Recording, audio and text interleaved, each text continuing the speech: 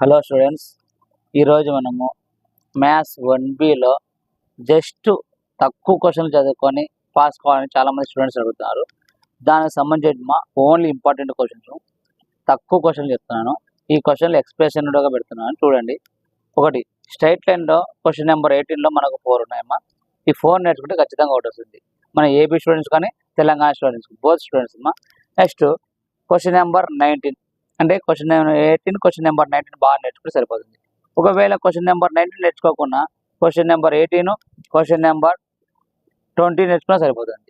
3 క్వశ్చన్లు మనం 7 మార్క్స్ 3 నేర్చుకోవాలా. క్వశ్చన్ నెంబర్ 18 క్వశ్చన్ నెంబర్ 19, ఒకసారి 19 లేకుంటే క్వశ్చన్ నెంబర్ 20 నేర్చుకోండి. నెక్స్ట్ ఇంకా కొన్ని ప్రాబ్లమ్స్ చెప్తాను చూడండి ఒకసారి.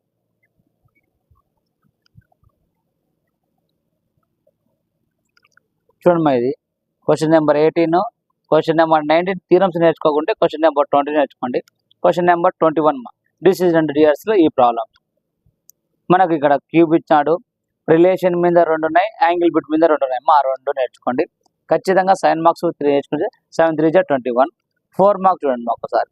లో క్వశ్చన్లు ఈ క్వశ్చన్స్, లో క్వశ్చన్లో జస్ట్ ఈ క్వశ్చన్ నేర్చుకుంటే చాలు, మనం ఖచ్చితంగా 1B పాస్ అయిపోతాం. Next change of axes, transformation axes, ఈ క్వశ్చన్స్ నేర్చుకుంటే 100% పాస్ మార్క్ మా.